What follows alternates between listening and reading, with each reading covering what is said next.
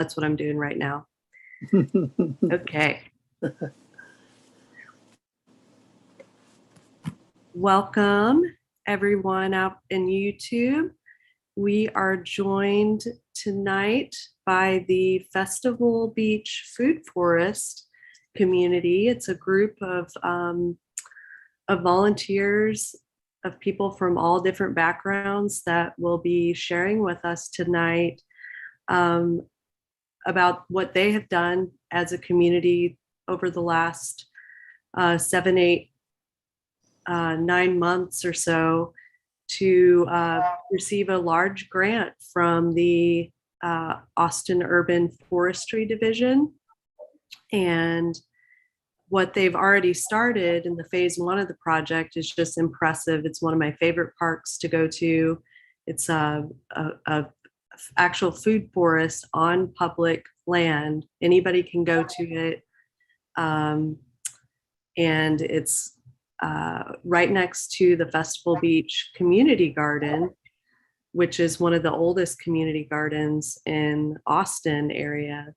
So they'll be sharing kind of the process of how they came together to work on this project. And then we'll get into talking about all the layers of a food forest, what makes something a food forest, and why it's so important to acknowledge this indigenous foodway that we're learning more and more is really how we used to grow food as communities. People would come together and work with the land and build these forests that would feed us. And so I'm super excited to have the Festival Beach team with us tonight. So with that, I will hand it over to the team. Welcome. Thank you. I want to spotlight our crew that is speaking tonight. So let me just get all 4 of us up here on the screen together. Karen, where are you? Looking for Karen. There you are. Say something. I found you. Okay, cool. So hello, friends. It's really nice to be together with you virtually. Thank you so much, Angel, for this invitation.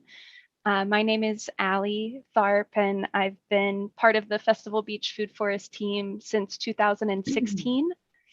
Can folks hear me okay? Yep. Yes, okay. I have some spotty internet issues going on, so let me know if you can't at any point. So I've been involved since February 2016, mostly with the community outreach, community relations, event hosting, food, feast party times, and also in building our relationship with the Serafina Food Pantry next door to us. Currently, I'm on the board of the Serafina Food Pantry as well. And so that's a little bit about me, and we'll just do a round of introductions of who each of us is and how we came into the food forest. I found the food forest through meetup.com, and the Food is Free Austin network was just cross-posting the volunteer days. So that's how I found the food forest right when I moved to Austin. And it's been a real joy and blessing in my life to be a part of it. I will pass to Umair. Would you introduce yourself? Sure. Hey guys, I'm Umair Kaku. I have been involved with the Festival Beach Food Forest for about 3 years now. I found it through, I think I had volunteered, so I was involved with a UT Austin project, a community garden project on campus. And once I graduated a few years later, I was interested in similar stuff. So I'd just been looking for community gardens. And then I think I saw that next to the Festival Beach Community Garden, there was this food forest project. So I was curious, showed up, and the rest is history. I've really enjoyed being involved with it, and I've met so many cool people. I've learned a lot, taught a little bit, and yeah, I'm excited to talk with you guys.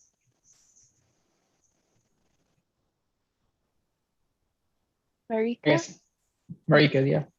Oh. Hello, everyone. I'm Marika. I am an Apache medicine woman here in Texas. And I've been with Food Forest for a while. I've known Karen and Ellie for a long time, and Omar, I see you kind of coming back and forth once in a while. So I work with Dell Medical School and work in the medical field with all my plants and how to take care of people. I even have a school. It's oftheearthhealing.org. We're getting ready to start up in September. So I talk a lot about the plants that we use, native plants and everything, how to take care of people. But, and so it gives us an opportunity to work with food forests, because that's where I do a lot of my plant walks, and I walk with Karen and Allie, and it's really fun. And I make the teas out of the plants there. And so it's really great. I do have a plant today that I have with me. And if anybody has an interest in learning a little bit about my plant. And so this is all about, how do we take care of ourselves with everything native. And I have a lot of seeds. And so Karen and I have been talking about how we're going to keep planting more and more, because a lot of the local people are always looking for different plants that they're used to growing up with. And unfortunately, we're slowly losing all of this. So thank you.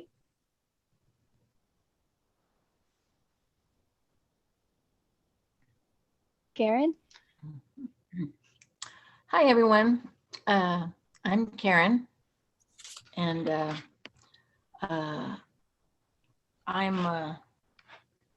I automatically get big, or I just stay little? Yeah, you're good. You're big. Okay. We're like a Brady Bunch. It's just all I know. four of us. Okay. So I've been involved with the food forest since 2016, and actually, Allie is the one who actually pointed it out to me, because I'd been a permaculture nerd, for years, and was studying food forests, as well as other permaculture and herbalism. And when I found out that we actually had a food forest, in Austin that was close to where I lived, I was really excited. So I went to one of the volunteer days with Allie, and actually it's my park day event. That was my first time going to the food forest. And Zach just put me in charge of, interestingly enough, what is now the medicine berm. And the rest is history. I just immediately fell in love. I was just like, wow, this is exactly what I'm looking for. So I was really excited, because I had an opportunity to use all those permaculture techniques that I was learning, and I was able to plant all these, edibles and medicinals, and it was very exciting. So and then I've just been growing and evolving along with the food forest and creating basically a permaculture ecosystem, but also it's a balance. What we're doing is a balancing act, I feel, between we're a city park, so we have to make the city happy, and we have to kind of look nice, but we're also a natural area, so we're not going to be all neat and manicured. We're also growing herbal medicine for everyone's access, and food that people can just come and gather, kind of like hunter-gatherers. You can bring a basket and gather herbs for dinner, or fruit or nuts, or whatever happens to be available. Plus there is lots and lots of herbs that you can make tea out of, and medicine. And so it's been really exciting to be a part of it. And anyway, that's who I am. And hello, everyone.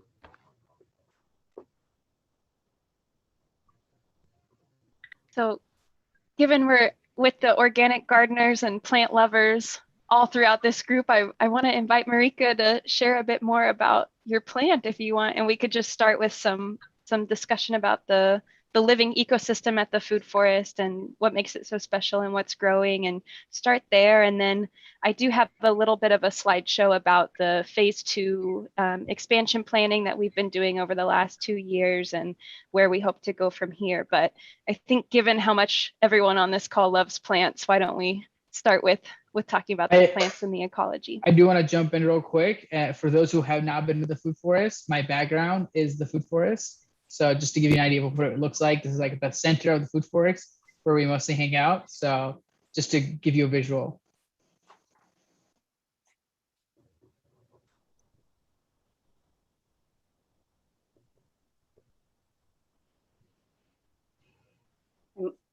Am I up? Yeah. I'm done. Go for it, okay. Monica. I wasn't sure. Okay. So again, thank you very much. I really enjoy working with Karen all the time because we're always wandering around looking for new plants in there, and then we exchange and grow some things. 2 years ago, I think I gave her a chaya to plant and stuff, but that cold weather really kind of beat it up and took care of that and stuff. But chaya is a cousin of the nettles. And so that's why we use it all the time, because it's a high iron, it's a beautiful plant, and you can always have the leaves and eat that. We make it into soups, we'll make it into foods. It's not just as drinking it as a tea, but also combined with the foods that you want to take. Especially this is something great that you would have done with your children because you want a high iron for children. When I teach my classes, I always try to educate people, how to categorize your elderly people, how to be careful with your elderly people, because then you're paying attention to what medication are you on, and then what herbs can we use with that.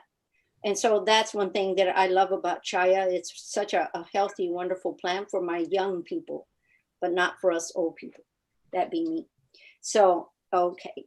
This wonderful little plant, I have lots of plants and lots of wonderful seeds that Karen and I discuss all the time. We go and hang out and have lunch, and then we're just sitting there thinking that we're Looney Tunes because we're talking 2 hours about plants and think nothing of it. So this wonderful little plant, you're going to eat the leaves and the stems. And so what this is, it's a very powerful adaptogen. And this is what we use because, and I try to educate the people what's growing around here as opposed to what people are constantly mailing in, because we don't know sometimes if we're mailing in the right plant. Evie, can you give me the right pronunciation for this little plant? Because I'm not good at the Latin names and, things like that. So. Evie? Yes, it is. I just had it. Montanoa tomentosa. Right. And so we know it as zapotali. So what this is a tree daisy. And it just covers up in these beautiful little daisy flowers and stuff. So you're going to use these little limbs, the tender little stems. I have a hard time fighting my little bugs because they just love this little plant because it's also very sweet and it has a very soft little leaf and it smells good. And so this is a really wonderful adaptogen. And so that's what I try to educate people. What do we have growing and how can we use it? And so I think that's about it. Besides, rosemary is a wonderful adaptogen. I do grow other little plants in my garden. I have a working scholarship program that I just put out. So I have a lot of young people that are going to come out and we're going to work on creating cold frames and my garden, and because I do plant a lot.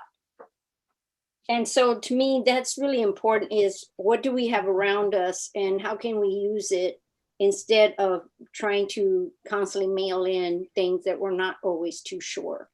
And so I hope you like this little plant, and I'll answer questions if you have any questions. I want to let you know, first of all, that the chaya came back. Yay! It's there. No, it's not gone. It was just hiding. It was very quiet for a while. Yeah, no, it's back. And one of our members, Mary, she also shared that she had a chaya. And I know David Kramer, one of our longtime members, he's helped proliferate so many beautiful native plants, and he gave a lot of members chaya plant, and hers died back with the freeze, but has finally come back as well. Yay, So great. Yeah. so yeah, thanks for sharing that, Mary. Erin and Umair, would you want to share a bit more about the food forest ecosystem and what's alive there? Sure. Karen, you want to go first?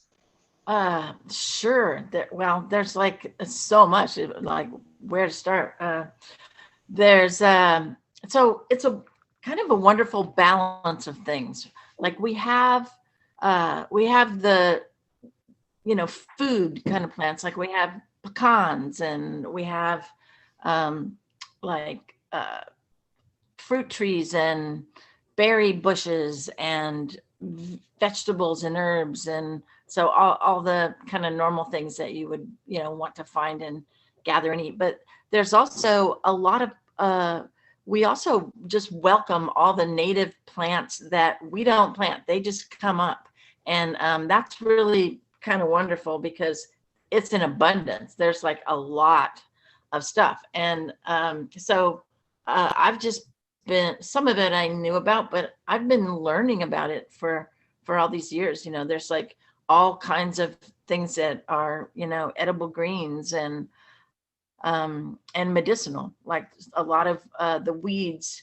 And so I'm always like, you know, battling the weed eaters and like, no, not that, you know, and you know, because there's like so many things coming up that are you know, edible and medicinal. I mean, examples are just things like chickweed and cleavers and like just so many, and bee balm. Yeah, we have lots of bee balm now, and that's great. And so there's a lot of things that you can make medicine from that are just growing in the food forest that we do not plant. And then there's things like pokeweed, which I know is you know, a little bit well, it's poisonous, so but it's also medicine. So there's things that like we have to decide, can we grow this in the food forest? Because I don't want like someone walking through and thinking, oh, that looks like a blueberry, you know, when, you know, that's actually a poisonous berry. But if you learn about the plants, then you can learn what the medicinal value is. So but it's kind of a balancing act because it is a public space, and so we just we have plants that aren't necessarily edible or usable for humans. So we're also creating a habitat for all the birds and the insects and you know, pollinators, and so we have a lot of natives. We have a lot of natives, and we have a lot of like permanent biomass in the food forest because we're not constantly like planting and then you know, digging it up and starting over. So we're maintaining the ecosystem under the ground of the soil, and which makes healthier plants. So we have and we have plants that we plant too. There's we're primarily a perennial garden. So most of our herbs and most of our edibles and most of our pollinators and everything else, most of them are perennial plants that are just constantly live there, or they're plants that reseed. And so we have a pretty much a permanent biomass there, and which is really nice because that's, you know, that's basically what a permaculture garden is. It's a permanent culture or permanent agriculture. And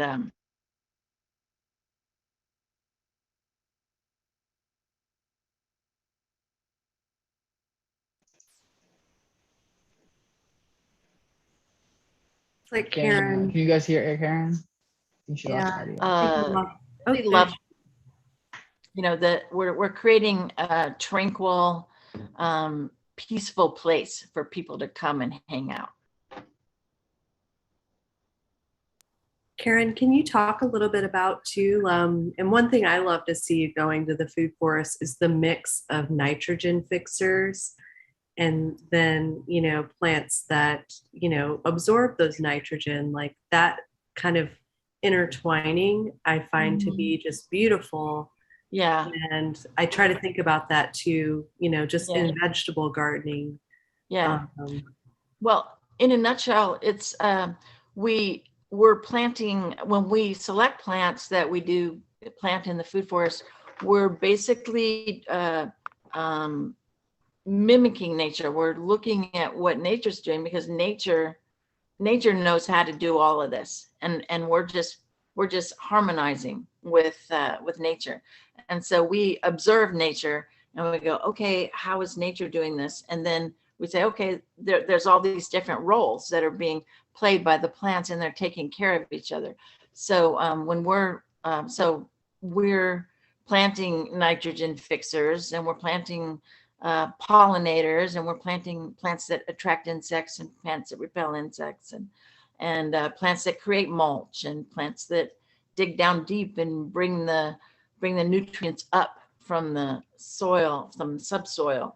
And like a lot of those plants are also are medicinals, you know, like yarrow, for instance, is a wonderful medicinal. And so it's going down and bringing up all these nutrients so that all the other plants in the area have access to them and can use them.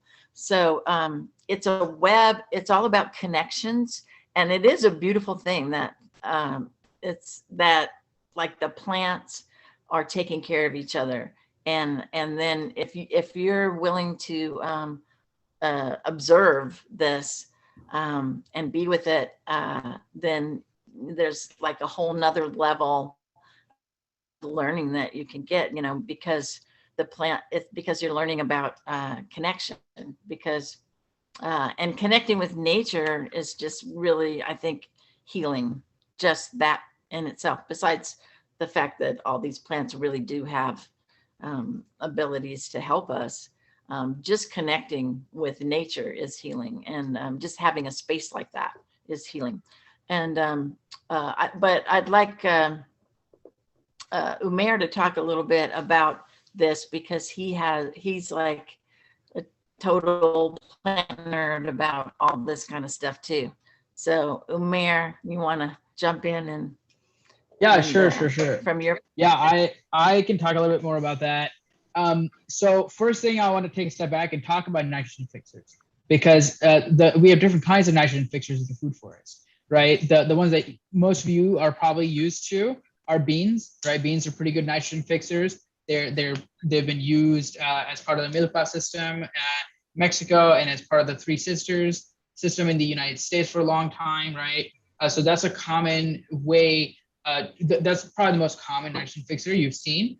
What we also have in the food forest are trees that are actually related to beans. They're all in that same family, and it's really cool because in that legume family, you have trees that fix nitrogen, and they grow pretty big. And as Karen had mentioned earlier, about the pokeweed, most of these trees are actually pretty poisonous to us, at least. And nitrogen production in that family is really cool because it's actually a defense mechanism for them, but it also benefits a lot of other plants around them. And so they're also really good pollinators. So we have a few trees. We have our golden ball lead trees, which are some of our main nitrogen fixing trees. We also have a couple of smaller ones, but those would be the main ones that fix nitrogen. We actually have a berm in the center of the food forest that we call the nitrogen berm. And that berm has a bunch of these nitrogen fixing trees. And the idea is that in the soil, as it rains, that nitrogen that is being built up in the soil by the trees gets spread out to all the plants around them. And you actually have in nature too, like that's what people have found by studying ecology, is that a lot of these trees in nature, right, they might grow well around other trees that actually need a lot of nitrogen. So what we found at the food forest is that citrus trees, for example, that do need a lot of fertilizer tend to do really well around some of these nitrogen fixers. And then I think we also learned from Tim Miller that pomegranates do really well around some of these nitrogen fixing trees too. And so, yes, so you do have to cut down parts of the tree to release nitrogen. That is true, but some of it will also, spread into the soil just from the roots. One of the cool things that happened this past year as a side effect of the snowstorm was a lot of our nitrogen fixing trees, actually, especially the sennas, died back completely to the ground. We had to cut them. It was perfect time to cut them because they had been getting bigger. So we had to cut them, chop all the pieces of wood up, and then spread it out throughout the food forest. And that over time will release nitrogen back into the soil.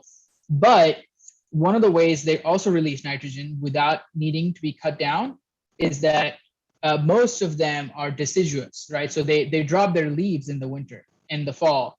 And those leaves, as they decompose, also put nitrogen back into the soil. So the trimming is not the only way to release that nitrogen. The leaves also release nitrogen back into the soil. So let's see, we have a few questions, right? Yes, it will release nitrogen when you cut the branches. Of course, it takes a longer, right? Especially if you have like bigger pieces of the branches. Yeah, so that's with the nitrogen fixation. We have also started putting, thanks to Angel, actually, mycelium all around the food forests, because that is, one of the components of building that ecology is actually building the soil and building the within the mulch above the soil, these mushrooms, this mycelial network that will also break down a lot of that wood and release nitrogen and carbon back into the soil. So it's all a process of building up the soil over time, and we actually are getting pretty good at it. I think we found quite a few mushrooms now popping up, I think this year at the food forest, which is great because anybody can go take them, right? But yeah, with nitrogen fixing trees, you have to be, it's kind of an interesting ecological balance because they do serve a purpose, right? And some of them are not particularly palatable. Mesquite is a notable exception to that rule. Mesquite trees have many edible uses and they're nitrogen fixing trees. So we love them and we're hopefully going to get some soon. There you go, another mesquite lover. Yeah, we're going to have a mesquite grove in our expansion. That's one of our things that was on our wish list. Yeah. So we're going to plant a mesquite grove and in the expansion. That's right. Go ahead, Marika. That's the very sad part about Austin. That they decided to remove all the mesquite trees. And so that's what I've been busy doing is planting some mesquite trees because, we do use the entire tree for medicine and food and, helping the soil and everything. But it's really kind of sad that you have to head to the valley to be able to find mesquite trees. So, yeah. Yay. Thank you. I have seen some nice big ones along Shoal Creek, actually. I don't know why they were spared, but they were. And some of them are pretty big. I think 15, 20 feet tall with like thick trunks. So those are, I think, some of the few that are left in Austin that are actually doing pretty well. Great. Yes. Thank you. Yeah. It seems to all be about perception. It's like certain things are perceived as weeds and undesirable and not good in the landscape.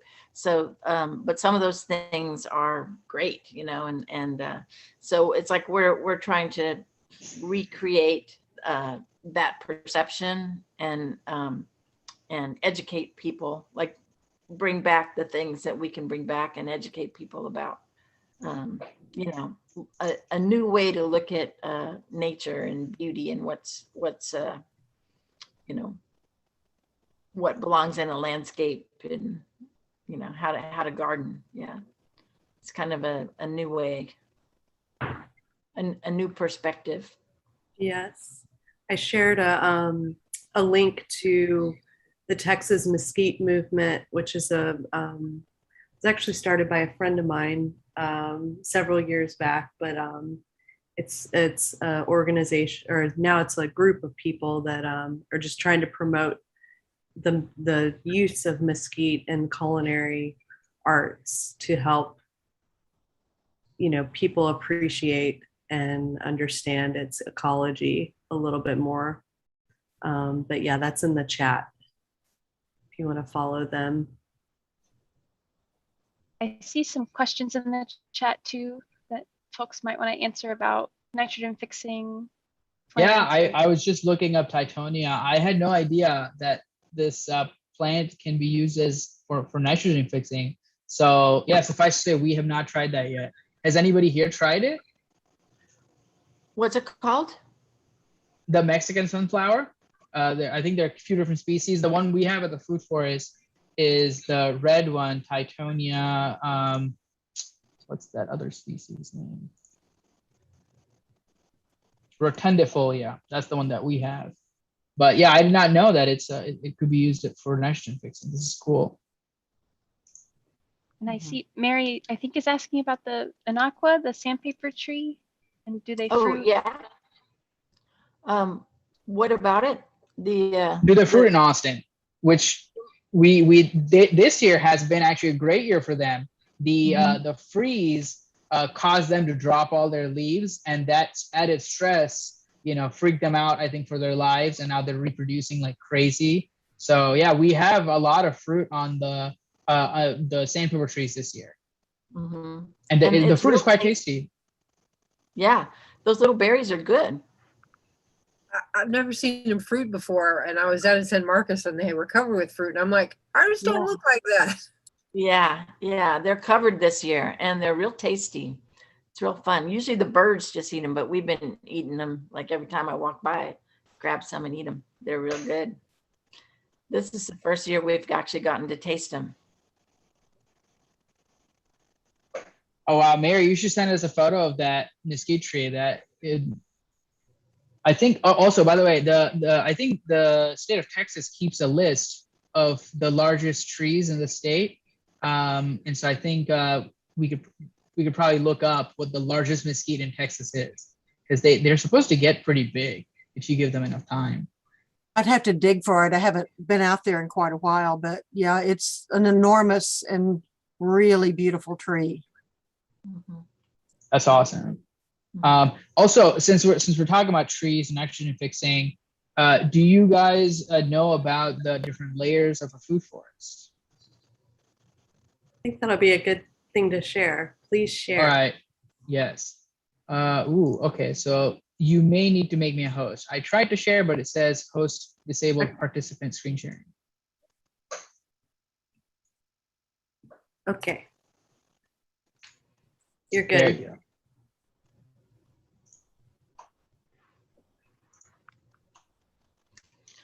Please do ignore my insane number of tabs. I have a lot of tabs. So taking a step back, just talking a little bit about brief overview of a food forest. Agroforestry, food forestry, there are many different terms for this, but the idea is pretty much the same across the world, which is studying ecology and nature to then incorporate patterns that you see in nature into agriculture, right? People have done this for a long time. And in this case, you're trying to build ecology and biodiversity not unlike that of an actual forest. And so much like a forest has different layers of canopy, subcanopy, ground cover, things like that, the goal of a food forest is to fill all of those ecological niches with edible things, right? So the canopy layer is going to be like the tallest, largest trees that are going to provide the most shade, right? Some places that might be pine trees, some places they may be, oak trees. At our food forest, those are our pecan trees and then our oak trees. And then underneath those are the smaller trees, right, that may or may not be right underneath the canopy, right? We have a few trees that are now under the canopy, like, for example, pawpaws, right? That's one of North America's largest native fruits, and that is naturally a subcanopy tree. In nature as well around Austin, I've seen things like Texas persimmons mostly grow in understory. So you have a lot of trees that, smaller trees that actually prefer that understory, but then you also have areas away from the larger canopy trees where you find smaller trees. And underneath that, we've got the shrub layer, right? Which shrubs are basically things that don't necessarily have a central trunk, right? They may be more of a bush, and they're less, they're generally less than like 10 feet in height. So I think that's generally what counts as the shrub. We have blackberries as our probably our main shrub layer, but we also have herbs that kind of count in that layer. Things like ashwagandha as well, which is medicinal, is in that layer. And then after that, you have the herbaceous layer. These are going to be the non-woody plants, right? A lot of them are leafy greens. They may die back in the winter or the summer and come back when the weather is nicer. But they might have perennial roots that allow them to keep coming back. And then you have the rhizosphere, which is going to be your plants that are grown specifically for their root purposes. So, carrots probably a great example. We grow a lot of daikon radish and turnips, right? They have big, deep roots that go into the ground. And if we let some of them decay, they actually help bring nutrients from, up to 2 feet down up to the soil surface. So that's really cool. And the last layer, which, some people like, I love, but a lot of people might not like, is the climbers and vines, right? So you've got your grapes, your passion flowers, and even some of the cucumbers, right? A lot of these are part of that layer of vines that grow, and it's quite interesting because in nature, when they've studied things like lianas, which are large woody vines, oftentimes they will take over a tree and in some cases actually reduce food production. But as long as they are in control and maintained, they can actually add food to your food forest. Those are the different layers of the food forest. Does anybody have any questions? One more layer is the fungus layer. That is true. Under the ground. Yeah. So that's one that we added when we did our signage. One of our signs is about the layers of the food forest, and we added the fungal layer. So we added an eighth layer. Yeah, and the cool thing about the fungal layer is if you do most of these things right and the soil is getting built, the eighth layer, the fungal layer, will show up whether you want it to show up or not, right? Like different kinds of mushrooms will start popping up eventually, and that's generally a really good sign that the soil is actually being broken down. Mm-hmm. Now, you might be wondering, as gardeners, what can you take away from this, right? Like, is there a way you could incorporate this into your gardening at home? And the answer is yes. You as gardeners can try to recreate some of these layers, right? Because the idea in this case is if you plan things well, you might actually be able to grow multiple things in three-dimensional space. So instead of having one tree and then empty space and another tree, you might be able to have a large canopy tree like a black cherry or a pecan, and then grow something underneath the pecan tree that actually would want a good amount of shade. And some trees like citrus, for example, if you want to grow it a little bit low maintenance, actually really likes a little bit of shade, right? So that's something that you can stack underneath a larger tree. Same goes with vines, right? Passion flowers, like in LA, when I was visiting, I saw a lot of people have avocado trees, which is these passion fruit vines just growing over this avocado tree, and you get two things out of this one system, which is amazing. So grapes, passion flowers, even like annuals like cucumbers can be used as this vining layer in your backyard, and that just allows you to kind of stack things and build layers. Has anybody actually tried building layers like this in their backyard? Okay, Mary has. Mm-hmm. Do you want to tell us what you've got in your backyard, like layer wise? It's a giant jumble right now. But yeah, I lost the tops of trees in the freeze. All the citrus died out to the ground, and it was honestly, I built a lot of infrastructure in the surrounding fences. I built trellises and things, so I just really went crazy putting vines in. And because of the weather, it's been a vine year, and so I mean, the squaw, and they're all on top of each other, like competing for space on the trellises. But I've kind of really enjoyed that. And they grow up the trees, and I have lots of I have so many herbs and vegetables, and I've just layered and layered and layered for many years, and so that soil building has really paid off this year. I've had a lot of more food this year. It's taken 6 years. Oh, wow. Yeah, I had really poor soil. And I think they said 7 years is how long it takes to see something. In that movie, the Biggest Little Garden or whatever, Biggest Little Farm. Yeah. They talk about that 7-year thing. And I'm starting to reach 7 years, and it's like, oh yeah, okay, I get it. But I'm really doing That's a lot right. of crops the last 2 years. I've done a lot of cover crops, and that's been huge in the amount of moisture in the yard and just you know, fertility, many reasons, animals, birds. I just really cannot praise cover crops enough. So what have you used for cover cropping? I've done a couple of years of it now. So I first just kind of threw rye back there and went, whatever. And it was like, 4 feet tall or whatever that first year. And I had a dust bowl. And then when I did the rye, all this moisture just stayed well into the summer. And it just kept everything very well hydrated. I couldn't believe it. It just kind of holds it, the cover crops do. And then after that, I did millet and sorghum, oats, vetch. Oh, wow. What else? Oh, acorn. I did that in this winter. Acorn was fun. It's kind of tiny. Or mine were.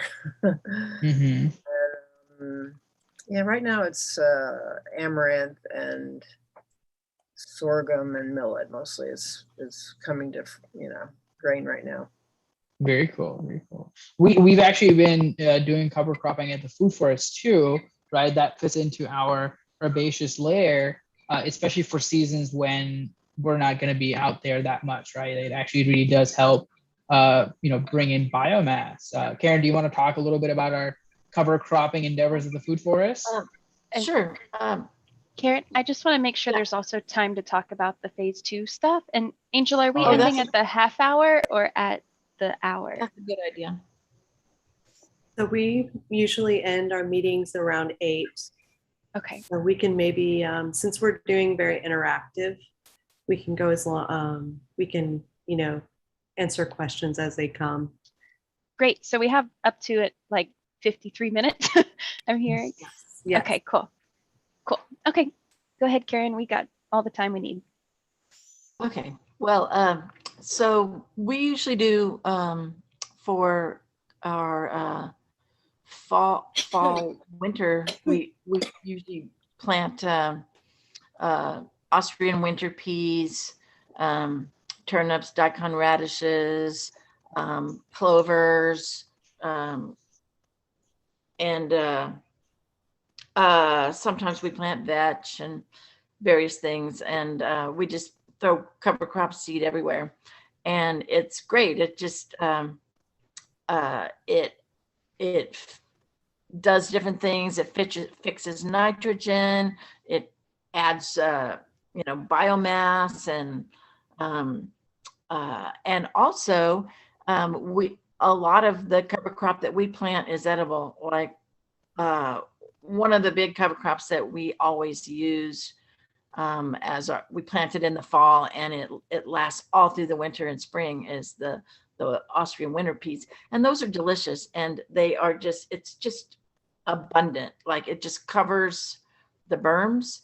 And so you can bring a grocery bag like every other day and fill it up and take it home and have greens for dinner. And when they're tender, like when you get them, like before they get old and stringy, when they're young and tender, they're absolutely sweet and delicious. You can stir fry them. You can put them in your salads. They're very delicious. In fact, I saw them being sold at I think it was Central Market, and they were very expensive. They were just like in little, plastic tubs, and they were very expensive. And like we have them in great abundance at the Food Forest, and they're busy, taking care of the soil and providing all kinds of things. And then the daikon radishes are great. One, they taste good. You can eat them. Two, they, as Umair was saying, they penetrate the soil and they break it up for you, because we don't do tilling at all in the Food Forest. It's one of the permaculture techniques that we follow is no-till. So we don't till our soil. We layer it. We do sheet mulching, and we try to do everything with plants if possible. And let's see. So in the summer, we often plant like cowpeas or various kinds of like beans and things like that, and sometimes beans and buckwheat together. At least that's what we were planning on doing this year, but we kept making a date to go and get the seeds, and we didn't quite do it this year, but we've done it in the past. And we also have all kinds of other things going on this summer. Like this summer's been very abundant with a lot of things. But yeah, we use all the different permaculture techniques. We do the berms and swales to capture the water, and so we're always, trying to figure out what are the natural resources here and how do we like capture them and take advantage of them on site. And so that's a lot of fun and works real well. And let's see, what else? Do y'all have any questions or anything you want us to talk about in particular? I just want to say that what Karen is talking about here in terms of trying, different kinds of cover crops in the food forest, and even trying different sorts of plants in different layers of the food forest. That's one of the great things about us being involved with the food forest, is that we are quite experimental in terms of different things that we try, right? A lot, because it's a public park in the middle of Austin. We're not there 24/7 taking care of it. We have to take more low maintenance approaches. So a lot of our time is spent just trying things and see what sticks with the resources that we have. So there are a lot of, casualties in terms of plants, that those nutrients do get recycled into the soil of the food forest, but it's a lot of fun trying different things and seeing what works, because sometimes things work and they work really well. And that's like a revelation for all of us. That we can then try again and again and actually tell other people as well. So it serves both as an experiment. It's almost like a lab in a way. It serves as an educational space too. So that's one of the great reasons that we are still involved in that and really enjoy going to the food forest to like see what's growing and what's coming back after a couple of years that we thought was dead. That's one of the things that's really exciting. Mm-hmm. Things are hidden in the layers. Mm-hmm. Yeah. Can you share what was sort of your biggest surprise or biggest sort of survival stories with the freeze? Because you hear these stories of people like, 6-7 months later of plants coming back. Like, what would you say was your biggest sort of most exciting freeze comeback story at the food forest?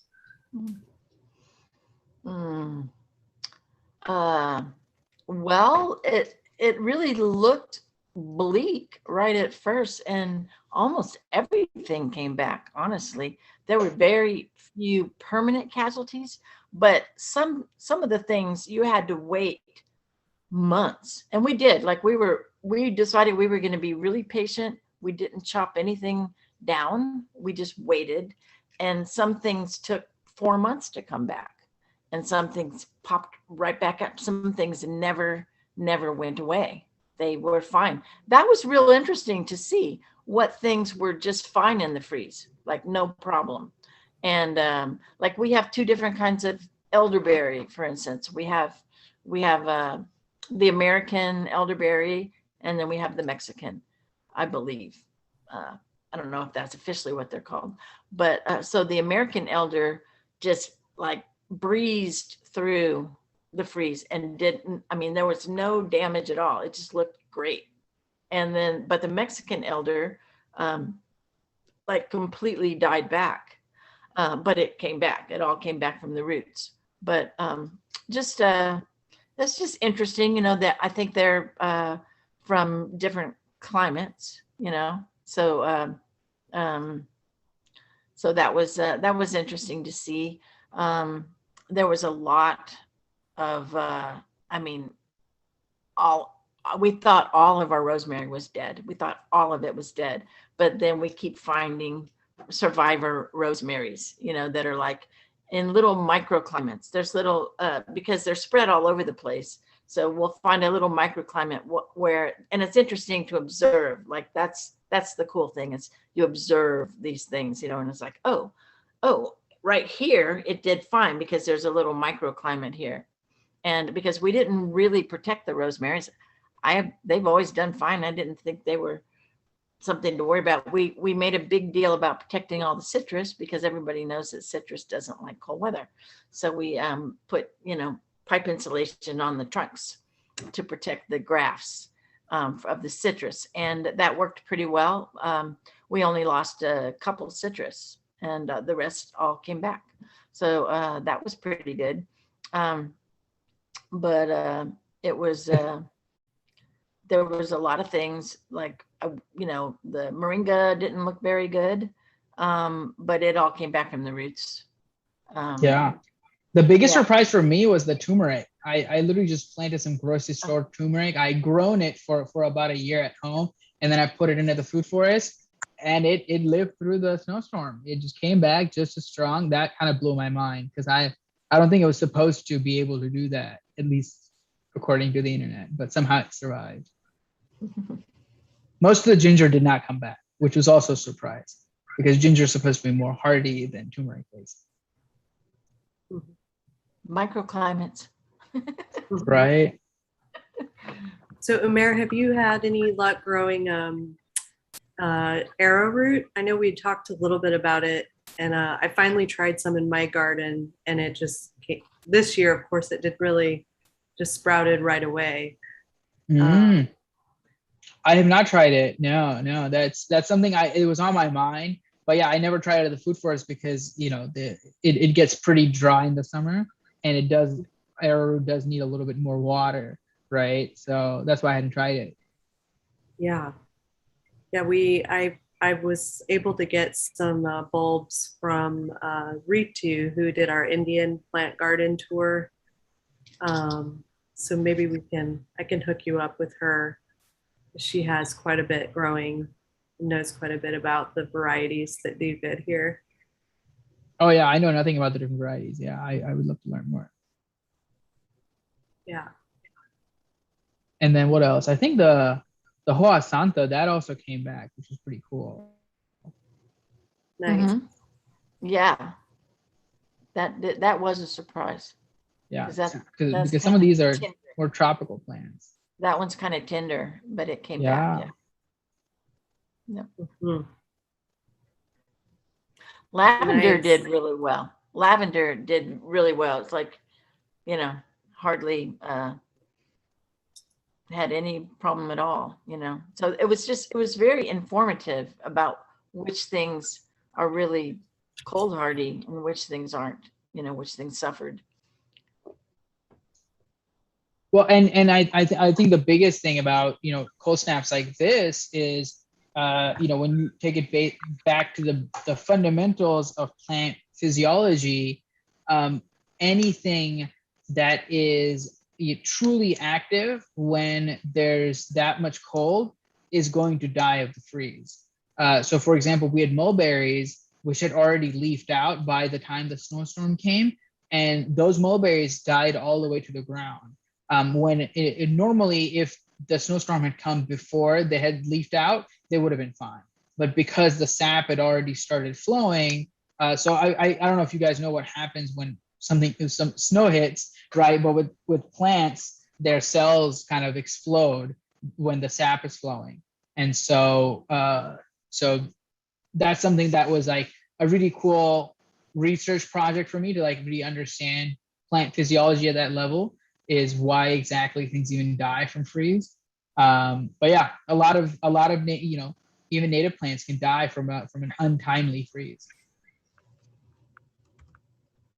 So I want to share some links in the chat for folks. I'm recognizing some folks are trickling out, so I want to make sure everyone has access to these links. So you can, if you click the first one at the bottom of that web page, there's a little box where you can join our newsletter. So that's a good way to get updates on when we have events and volunteer days. There's also the link to our Instagram and Facebook for anyone who uses those platforms, and a Google document for more in-depth if you really love this project and want to dig in deeper and become part of one of our teams. You can fill out that Google form and we will follow up with you. There's also a link to donate if you feel compelled to help purchase cover crops for the food forest for next season. And lastly, there's a final report for a very large, the Urban Forestry department gave us a grant which helped us to go into designing the expansion of the food forest, which is where I kind of want to pivot to make a little time to talk about that with folks. Yeah, go for it. Take it away, Alan. Okay, cool. So here's a quick slide. This is the kind of framework we were using, Rooting and Blooming, Planning for Growth and Community Co-Creation at Festival Beach and RBJ, which is the Rebecca Baines Johnson Center right next to the food forest. And so I'll say we applied for this grant December 2019, and we started planning for it before the pandemic became very real. So a lot of our lofty aspirations for how we would do this were very much kind of monkey wrenched and changed by the pandemic. And, so we did our best with what we could given very extreme circumstances. But this was our community outreach and design phase 1 of planning for phase 2 of the food forest. So here's a short video for those who are visual and want to see. So this is just a very quick video to give you some more context about where we are and what the surrounding kind of cultural and community factors are to our campus.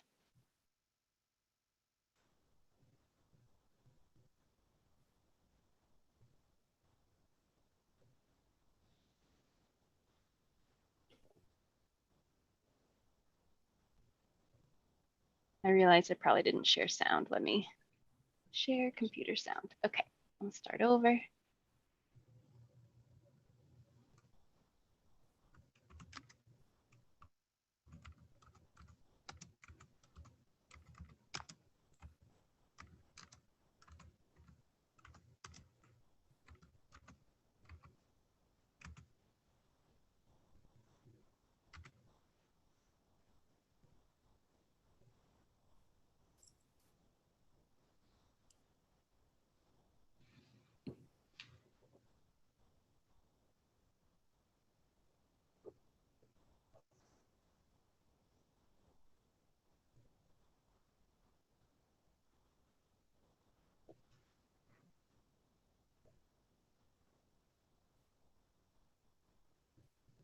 Are you still trying to figure out how to share the sound?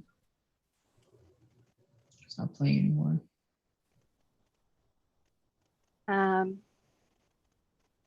Sorry, I thought it was working fine. Can you tell me what that was like for you, Umair? Oh, we couldn't hear any Yeah, it was sound. paused. Oh, okay. Sorry, y'all. I'll try All one right. last time. Okay. And I think your screen, yeah, went away. Can you see it now? Yes. Okay. And tell me if it works. Welcome to the Festival Beach Food Forest, an edible and medicinal Working. landscape on public parkland in the heart of Austin, Texas. This is a photo from the initial tree planting ceremony and celebration in 2015. The growth in just 5 years has been incredible. There are now over 100 fruit and nut trees, thousands of understory plants, dozens of bee species, all who thrive in this 2/3 acre forest garden. Now we are planning for our next chapter through a series of community dialogues and a regenerative design process that takes into consideration the changing landscape around us. Our neighbors to the north are the Festival Beach Community Garden, who are currently celebrating their 10-year anniversary. The community garden is a beautiful space with a strong history.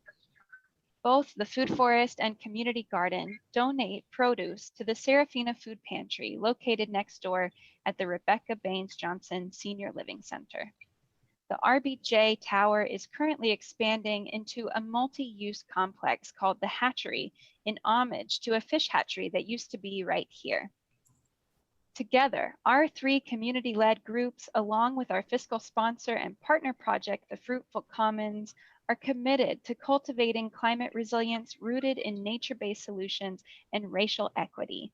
We're doing this by bringing together a diverse cast of players to transform this campus into a thriving community hub for equitable food access, cultural preservation and celebration, ecological wisdom generation, and more. So that's a short overview to kind of give you some context of who our neighbors are and how those things are connected. And then I have just a few slides to share that go into a little bit more depth on this. So, and I think I saw Jody. Hi, Jody. We have 2 other members of the team here. Jody joined us a little bit late, and also Pat McInerney is here too. Hi, Pat. Hi, Jody. Awesome. Hello. Okay. So we also want to dive into the history of exactly where the food forest is. As was said in the video, it used to be part of a fish hatchery project, which was part of an economic development plan by LBJ, helped to get that started.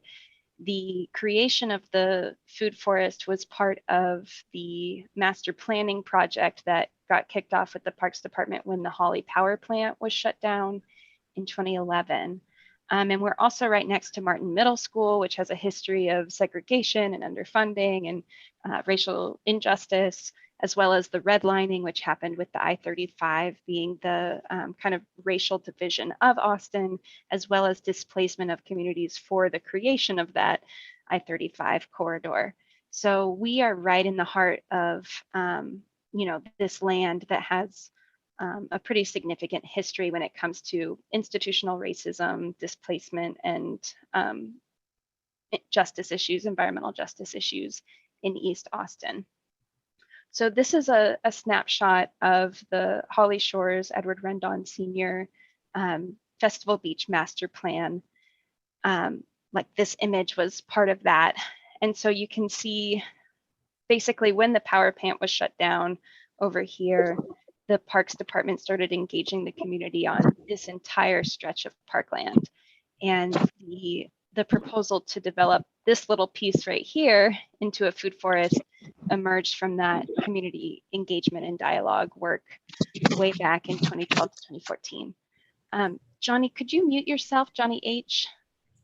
Oh, thank you. Someone muted. So these were themes from the community input back then that the community really cared about: honoring history and culture, creating tranquil family spaces, creating environmental justice in East Austin, averting gentrification and displacement. So the food forest came about through this project or this master plan, and it was approved by City Council for there to be just a phase 1, which is what you saw those videos of. It's really just 2/3 of an acre that we've been cultivating since 2015. And then phase 2 includes all of this surrounding parkland right here between the community garden, the RBJ or hatchery complex, and then this other parkland on the other south side of Nash Hernandez Senior Road. So we, despite COVID, did our best to engage the community in visioning, design, planning, and surveying of what people wanted to see, what they liked about the existing food forest, and what they hoped the park would or would not evolve into with expanding the food forest into that surrounding parkland. So we shut down our in-person events completely for quite a while when COVID first got bad and lockdowns were happening last spring. And then we slowly evolved towards masked and socially, physically distanced plant walks with tea tastings, and then we expanded. So we did what we do every first Saturday of the month in the current food forest. We always do these plant walks and tea tastings, thanks to Karen and her wisdom and leadership, and folks like Marika and Umair and other members of the team. So side note, to show up on a first Saturday sometime to participate in that. And then we took folks also into where phase 2 would be and tried to engage some creative visioning on what that might look like. So we cultivated a community of advisors, to support our process and planning around this. These are just a few of our community advisors who participated in that, as well as our neighbors and key stakeholders that we put the most emphasis on connecting with and getting their input. So these were some photos that we took of our community advisors. These are members of our team, many of whom are here right now. And here's the golden lead ball tree that Umair was mentioning as a great nitrogen fixer, a peach and some yarrow. So these are just some pictures of the food forest taken really recently to share. And yeah, so that's a snapshot. Right now, we just got approval from City Council for phase 2. So we're really excited. We have some concept designs that were created thanks to the Urban Forestry grant plan. So we have designs to work with. We're still, kind of recognizing that we couldn't really involve the community as much as we wanted to because of the pandemic. So we're at the point now of securing the funding and building up our teams to really get ready for this expansion. But I think that the truth is we're not quite ready. We have some team building to do. We have some grant fundraising to do.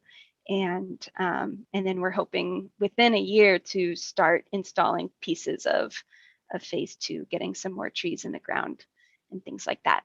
So I'll end there and just open it up for other team members to add anything you want to add, and then for anyone here tonight to ask questions or add to the story.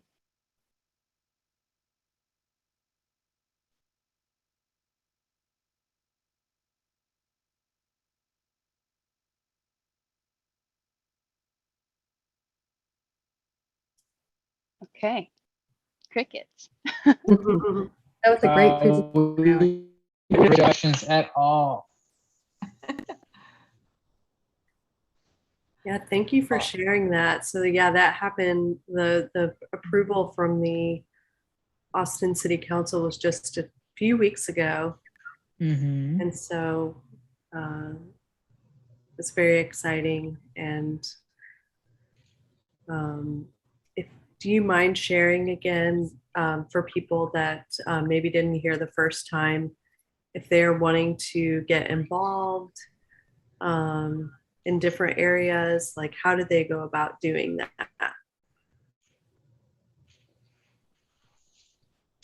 Yes, so I'm gonna paste all the links once again. The first one, if you scroll to the bottom, you'll see our newsletter sign up, and that's also links to the Give Pulse page. Give Pulse is where we post our volunteer days. I think unfortunately they conflict when the Organic Gardeners Club has your volunteer days too at the botanical gardens. But we could plan for a special day. You know, we can plan for special days to connect and do some volunteer work together at each other's projects. So yeah, we've been wanting to do that. So we've been doing some kind of field trips and going to like other neighborhood projects. We've been going to the Blackland Conservancy project. So I think it would be fun to plan one, especially when maybe you guys have a big work day, something, that where you need a lot of hands. We can plan something and get some people rounded up and be a lot of fun. that would be awesome. So yes, so that first link gives you our volunteer page on GivePulse and our newsletter sign up little box at the bottom, as well as Instagram and Facebook, where we're pretty actively posting updates on what's ready to harvest or what's going on the ground.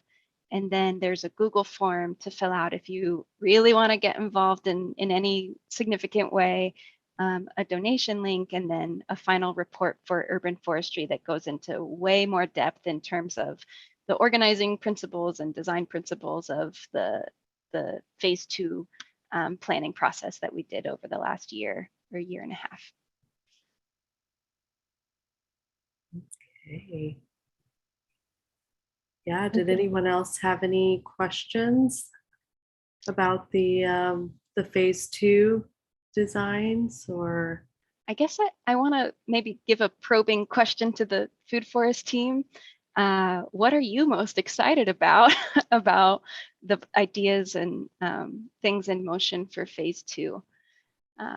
So that maybe we can just share some little snapshots of what phase 2 might involve. I'll say that we're planning hopefully a community pavilion and like community kitchen kind of space with a big picnic table where we can do demos and workshops and give away teas and tinctures and fresh food forest salads and things like that. So we're working with the UT School of Architecture to move that forward. We have some great partners there.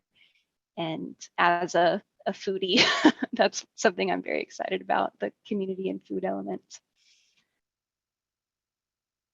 I think for me, one of the most exciting components is, I think part of the plan is a section that shows the different ecoregions of Texas, because Texas is a huge state and there are a lot of different ecoregions. So the idea is to represent some kind of iconic plants from different ecoregions of Texas. And so, the Mesquite Grove is definitely going to be a part of that. So I'm really excited about people to actually learn more about what grows in different regions of Texas, and kind of learn about what might be the edible properties of some of these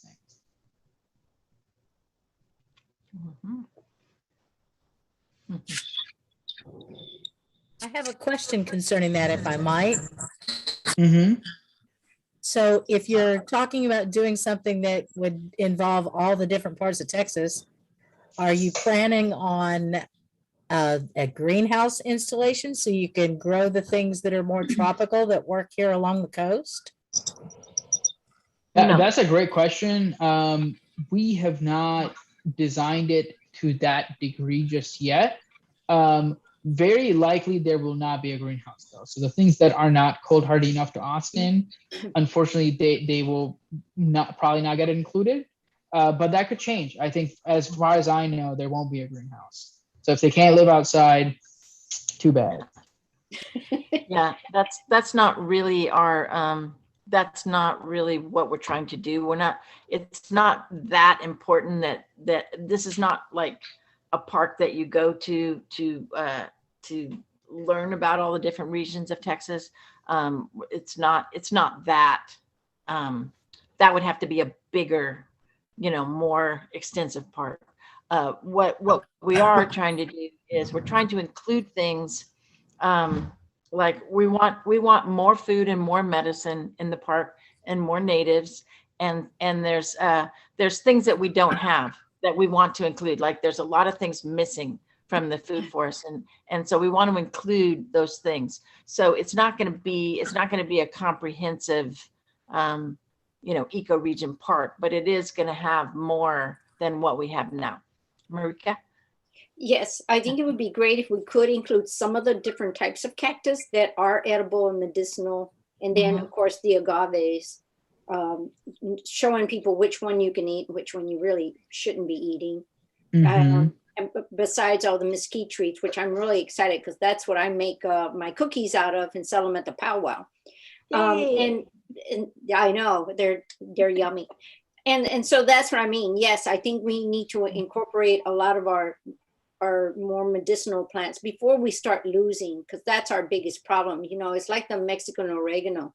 I only have like 2 trees left, and it's really hard to find the original plants that were here. And so, yes, thank you guys. Yeah. Well, we're going to try to do that. Now we can't grow things that don't grow here, because we're not, we're like we said earlier, it's like the food, it has to be fairly tough to survive in the food forest. We're not there all the time. We're a volunteer organization. We do the best we can. So we're going to do what we can in that realm. And we have a whole list of things that we feel like are missing as far as like food and medicine. And so we want to include those things. And if you have suggestions, just like let us know. We have compiled a plant list as part of our, design process that we did all last year. But it will be evolving somewhat, as we go along. Yes. Yeah. And there are some other things that we're doing, like right now, like in the food forest, you can look out and see I-35 going by. So we're going to try to do a barrier berm along the edge so that we have a little bit more protection from the noise and the pollution of I-35. So it just gives us a little bit more protection on that section of the phase 2 where it's like a big stretch of I-35. So that might be the first thing we do. I don't know if we're going to have to do it in phases or if we'll just get a huge lump of money. Like those are big question marks that we're not sure about yet. But that might be one of the first things we do is create that barrier berm, and we would use all natives for that, and we would use native understories. Like they can't be tall. There's some power lines there, so it wouldn't be right under the power line, but it would be near enough to it where they would have to be understory. But we're putting it on a berm, and it's going to be native understories that are all evergreen. So there's a lot of things in that category, and a lot of those plants are medicinal and, and wonderful things to include in a native ecosystem. So I think it's going to be beautiful, and it's going to be functional in terms of just giving us a break from the noise and pollution of I-35. So that's another thing that is part of that design. And then all the fun things like everyone is very excited about the community kitchen, and so that one is very exciting because it would be a pavilion, and it would be a place to gather and make tea and food and all that fun stuff. There's a lot of things that you can eat in the food forest, and it'd be really nice to be able to show people, like, hey, see this right here? We can pick this and eat it, and here's what we can make, and then make like have a big potluck with just, weeds and, all kinds of lovely things that grow in the food forest. So. Did I see a hand from Larry? Did you have a question? Yes, did. How tall would a berm have to be in order to help reduce the sound from I-35 there?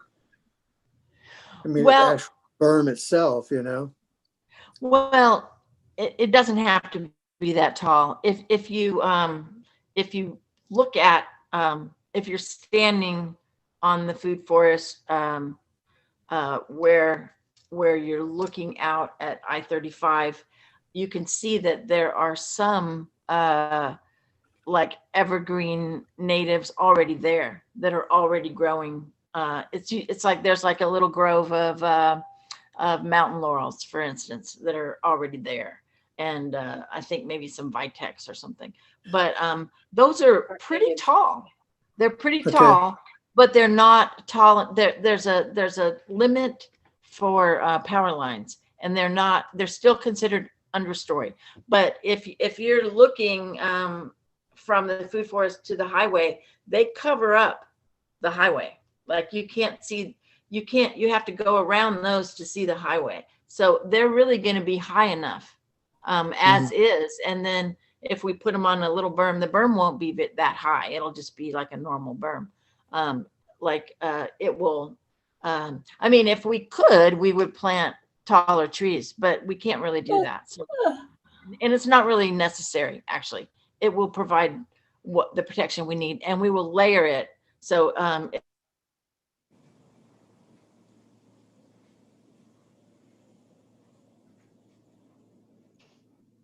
think we lost you there. Yeah. That's okay, but I can kind of take that on. So with the sound protection, especially on a berm, I mean, as long as a tree is like anywhere 15 plus feet tall, that should give us and multiple layers, right? Should give us enough padding or insulation from the highway sound. Because so you're talking about a berm as plant life. I was thinking when you said berm, maybe dirt piled up. Oh, gotcha. No, yeah. It would be maybe a foot or two tall pile of dirt, and that would be the berm, and then there would be trees planted along that berm that would get up to 50 feet tall. I would just think that the taller the dirt, the more sound you could block out. Right. If you had like 8 foot tall berm of dirt and then a little bit of plants on top or up the side of it, you could really reduce the noise a lot better than just trees and things, But I don't Might know. have a problem with the Parks Department on that one. Yeah, we might as well just build a wall along I-35, right? Just keep those There you go. highway drivers out. I have one other question too. We have a problem of it, and I don't know if you have it at all, but with poison ivy, do you have any of that in your garden that you've had to deal with? It is just starting up, and we are trying to deal with it before it becomes a bigger problem. So we've seen a few popping up, and Karen's been very diligent getting volunteers to dig out the small plants and just get them out of the food forest before they start to actually establish themselves. So far we've been okay. Oh, okay. Yeah, we have it under control. We don't have a huge amount. We have a little bit, and it's right along the outer edge. It's like not in the food forest. It's along the outer edge. Like we have this log prairie, and it's popping up in our prairie. But we dig it up every year from the roots and put it in with gloves and hand and covered up real well.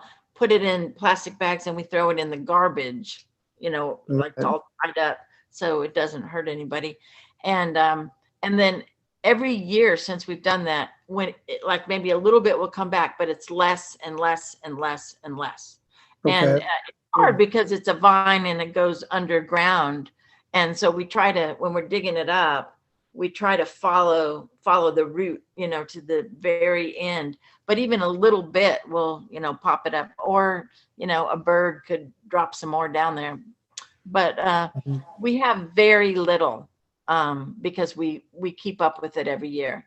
And like, I notice it whenever it pops up and I watch to see if it's coming up. And I don't think we have more than like maybe two plants right now, 2 or 3 plants. Okay. Yeah. And That's great. we used to have a lot, but it's like we just dig it up every year by the roots, and then it's like every year it's less and less and less that comes back. And we're Okay. very careful when we dig it up. We're very careful. And I'm sure that poison ivy probably has a role, you know, like I like welcome all the plants, you know, in the food forest, and I'm sure it has a role, but we also have a responsibility because we're a public park. You know, we have to make sure that people don't get harmed. So we can't really have poison ivy there, even though I'm sure that poison ivy is like delivering some kind of message, you know, like stay away, you know, or something like that. Absolutely. But we can't have it there, so we do remove it. Yeah. Okay.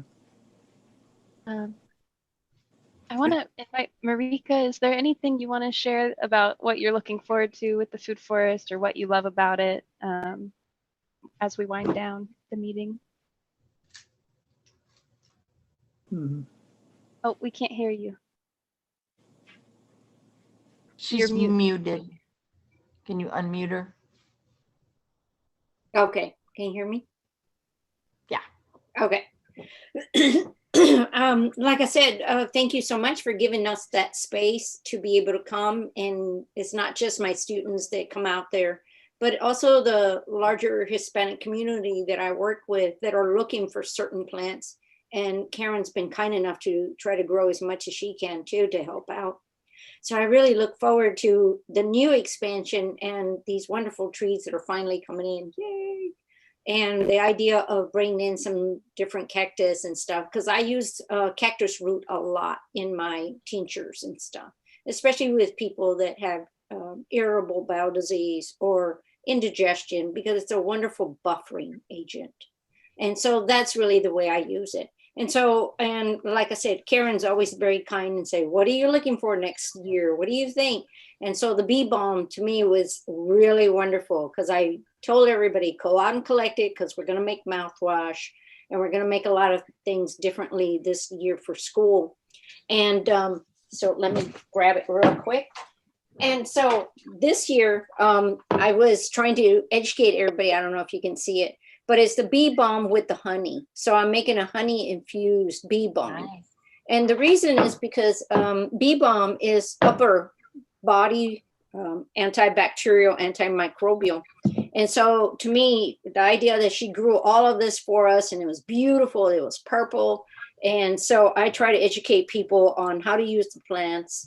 And so this is all upper body work, as opposed to oregano that's lower body. So I use this, and I'm going to do it for our school, is how to make the fire cider, but with the infused honey. So that really helps out too. So yay. Thank you, Karen. Thank you guys for always, opening your door, and you always have so many great things. You do have a lot of blackberry. I do use a lot of blackberry, because if you mix the blackberry with some other of the plants that we talk about in class, it becomes a beta blocker. So people with, hypertensions and things like this is something that I also use too. So it's really great. And I'm really, really excited that they are just expanding and growing and listening to us and our needs. And so that's really wonderful, I do gather some plants out in the wild. And that's why Jody was very sweet enough to sit there and say, no, let us help you in any way we can, because the sheriff pulls me over all the time and says, what are you doing? And I tell him I'm collecting plants. And they say, well, you're scaring people, so you need to stop doing that. And so that's what I mean. It's really hard to harvest plants. And so it'd be great that we have a space in an area to collect a lot of our native plants and everything. I have like 50 acres in front of my home that a large company is buying up, and they're going to build 192 homes in there. And so I'm always working with Texas Parks and Wildlife and asking them, can we at least move some plants, or can we help? Because they're going to cut down all the mesquite. And they just say, oh, that's a really nasty tree. So we rather just cut them down. And that's what I mean. It's trying to figure out how can we come in and move these plants that we're going to be needing, because they have gumweed growing on this property. So I'm always going sneaking around trying to collect plants. And so, you know, and that's why I asked Texas Park and Wildlife, is there a possibility, or the ag department, you know, can we come out and start harvesting a lot of these plants and gather seeds, and that way we can move them, transport them, instead of just plowing everything down and building more buildings. So thank you, Food Forest, for always listening and giving us a space to do the work we still do. So, yay. Thank you, Allie. No, Good to have you back. thank you. Yes, thank you, Ali. Thank you, Marika. Could I share a little bit what hi. Yay. Yay. I'm super excited about, we've talked about the kitchen and that space. You know, we've been bringing picnic tables and chairs for so long under the pecans, and Karen's got all her, you know, jars and everything out there, and having an actual space. I'm just excited for the kids. You know, we're planning this kind of kids garden area, you know, and near the kitchen, and then another area where it's like culture gardens, but having the kid playscapes, and then really having the kids really understand, you know, these nutrients and these medicinal herbs, and that you can just pull something right out of the ground and eat it. And you know, the families that we have nearby because of the RBJ and you know, the neighborhoods surrounding there, you know, there just hasn't been a location for that kind of coming together. Like I picture like Central Market, you know, on North Lamar, or some, you know, Mueller has that big park, and it's so diverse with so many different kinds of families. I'm just really hoping that we can create that kind of space there. And I just wanted to give a tiny, you know, plug for Fruitful Commons. We, a couple of us out of the Food Forest, see the need for, you know, community-led agriculture projects like the Food Forest and all the community gardens in Austin. You know, we love to be hands in the dirt and dealing with plants. We don't always love to be working on the grant writing or the administrative part or the bookkeeping and all of that. So Fruitful Commons, we thought, okay, let's support new projects. Like, let's support new and existing projects that, you know, we've got like 80 projects right now that we're looking at to just, or we're asking, you know, can you send us some pictures and what you love about your project, just so we start to build relationships and just get this big network going of what support do you need? You know, do you need that administrative support? Do you need, you know, what do you need so that Fruitful Commons actually grows from something that's actually needed? And we're excited about the idea of, you know, more food forests, you know, maybe in floodplain buyout land, you know, lands that are, you know, can't be used for other purposes. And we're excited about this idea of working with developers to not only, Marika, that was a good idea. I just wrote down, like, having a SWAT team pre-development, you know, come out and save the plants, you know. So I know. We're really trying to make the case of working with development to have more edible landscapes as amenities, you know, as compared to a gym, you know, in developments. So really looking forward to that. And is there anyone here that is part of a community garden or, you know, a project like that? I know Cecilia, we're working with her a little bit to start up one down south. But if you were, there's a link to send some photos about your garden and get on this map that we're trying to create. So if you know of anybody, I'll just put that link in there that wants to join the Garden Voices project. It's kind of fun. I think Larry was sharing some things they're doing over at Brownie Park. That might be great. Yeah, this is an opportunity to kind of share your project. We're going to, you know, start a map and just start listening. So I'll just put a link. This is the Garden Voices link that tells you a little bit about more what we're doing. And then Allie, I think we can invite some, Mary, you might know this too, the Thriving Cities Challenge pitch night. Do we want to amass constituents, Yeah. classers and audience, for that pitch event? Sure. Yeah, so the video I shared earlier was actually part of an application for a $100,000 grant challenge with the Salazar Center at University in Colorado.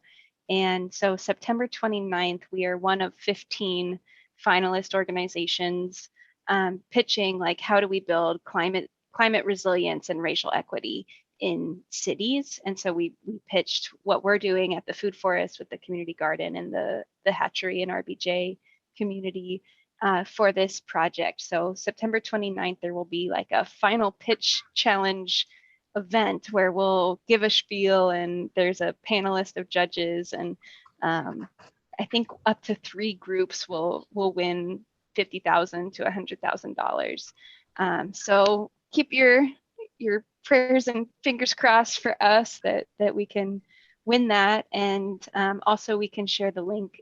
Angel, maybe we'll share it with you to put in a newsletter once we get That's great. the final Pitch Fest invite. Yeah, definitely send that over. Thank you. And thanks for having us. I know we're Yes. rounding out on the hour, so Yeah. thank you so much. Well, Organic Gardening Club. Oh, yeah. I appreciate you all coming and sharing all the wonderful things that you're doing for the community, creating the fruitful commons, and we can't wait to see more. So appreciate everybody for coming out. And if you want to share this recording, it's on our YouTube channel. So you can find us on Austin Organic Gardeners. So does anybody else have anything else they'd like to share tonight? And if not, we'll wrap things up and say goodnight. Well, thank you very much. I've really enjoyed the program tonight. Thank you. All right. Okay. Thanks for attending, everyone.